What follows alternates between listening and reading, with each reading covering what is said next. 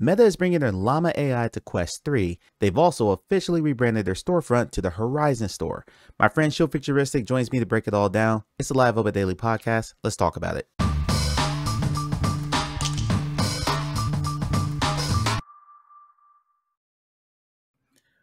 Where are you at on AI integration for all these tools now? So I'm assuming you're referring to the announcement of AI being put into Quest 3.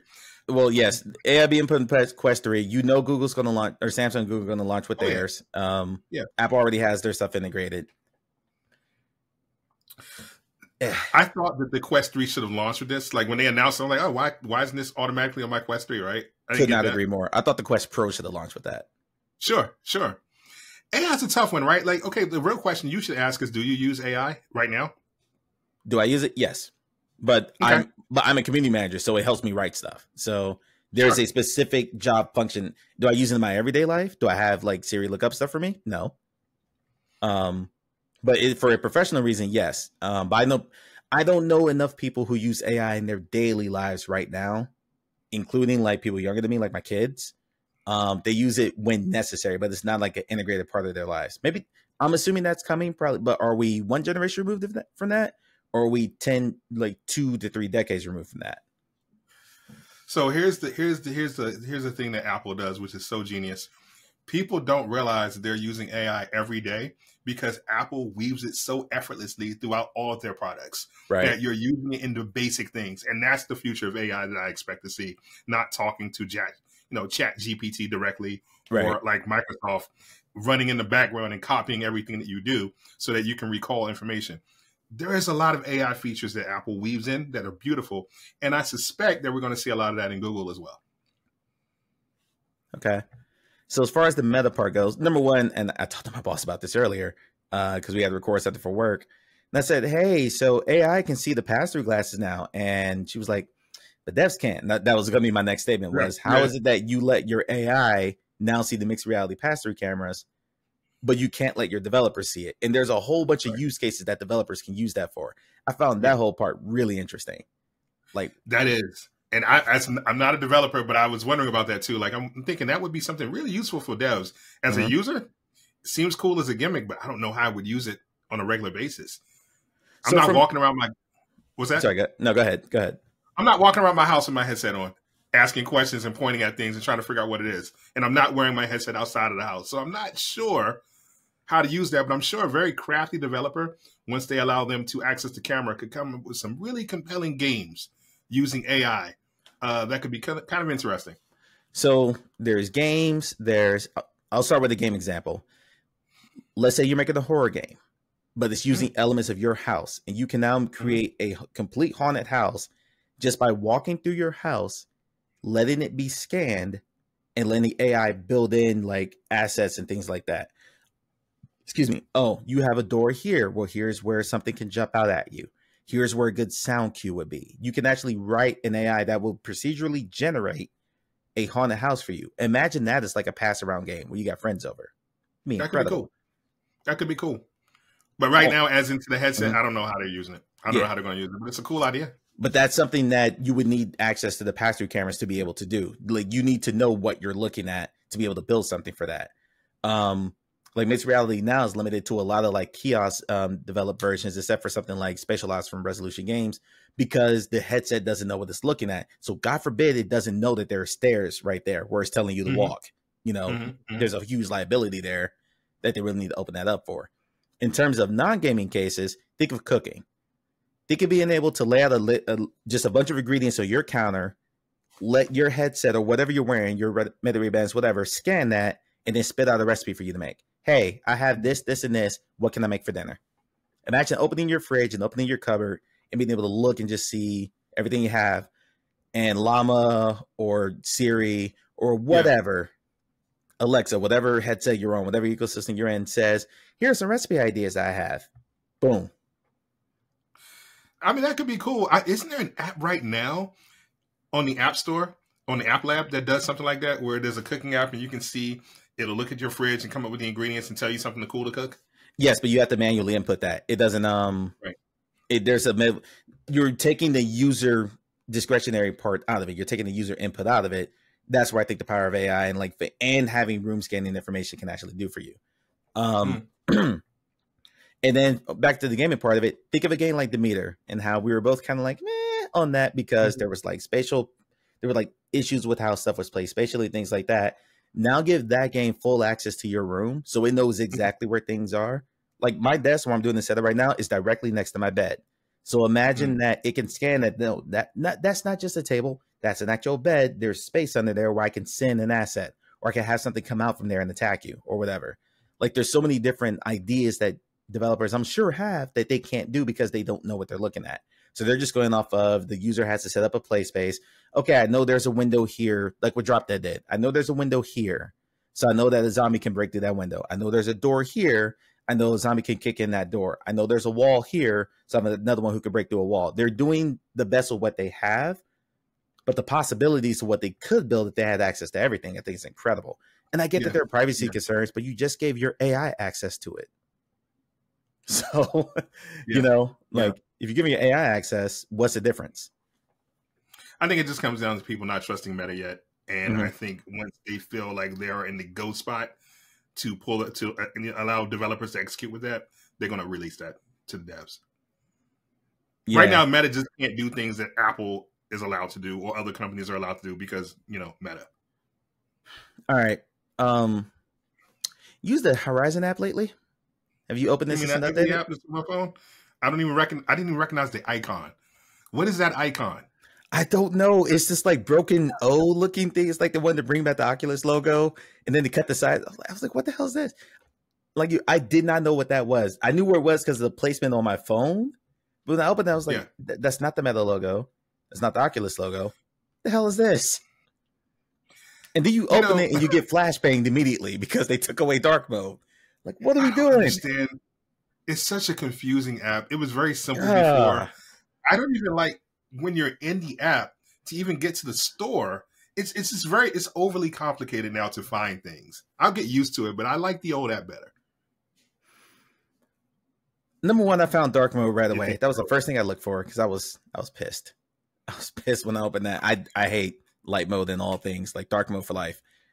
Two, it was harder to find my profile to get to the game. So now for those who don't know, if you haven't gone through the Horizon app, or I'm sorry, what is now the Horizon app, basically everything feeds to Horizon now. So on the front page, it's look at this Horizon world, look at this Horizon world, look at this thing that this meta creator created, which that's fine. That's okay. But to get to your specific games and to search for games is now an extra click away, which to me is like bad UI design. I think all that stuff should be front and center, and that just irked my soul. So, and this is something I wanted to touch on earlier because I wanted to do a callback way earlier in this episode. You were saying that you had more faith in Meta because of their commitment to VR, and it's true. They are committed to the space, right? But with these updates they do to the store or to the Quest, granted they do lots of iterative updates that are great, but they change like a chameleon so quickly. I don't know what they're going to do with their future, right? For example, the Horizon app completely changed around. I don't know if it's for the people who use it now or for the sake of full company branding. No game showcase this year. They had one year. They decided, not going to do one this year. We're going to wait for MetaConnect. I don't know what they're committed to. I don't know what identity Meta's holding on to. I don't know if are they going to pivot because Ray-Ban's so popular? So are they going to double down on that and drop down on Quest? I don't know. So this Horizon thing is this indicative of a lack of constant identity. I actually trust Meta a little less than I do other companies now, to be honest with you. So 2 points there. One, after the glasses got popular, there was a news story that came out that they restructured Reality Labs, and now they split them into two divisions. So there's basically their gaming division and their glasses division.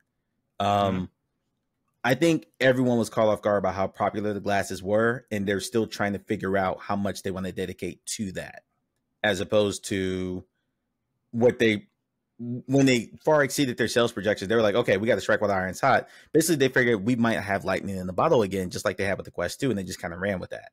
That's one thing. The other part of it is I think they're preparing for the fact that Horizon is going to be on headsets that aren't their own at this point. So there are going to be headsets like Lenovo's headset and the Asus headset that may not have Quest specific games on there.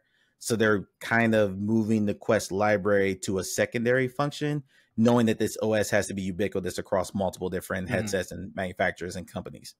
So that was kind of my take on it. Was they're preparing for the fact that this isn't like Nintendo, where the Nintendo library is going to be on the Nintendo piece of hardware. This is going to be the Meta hardware, the Horizon OS software on Asus, on Lenovo, not Samsung now, but on other companies who may license this.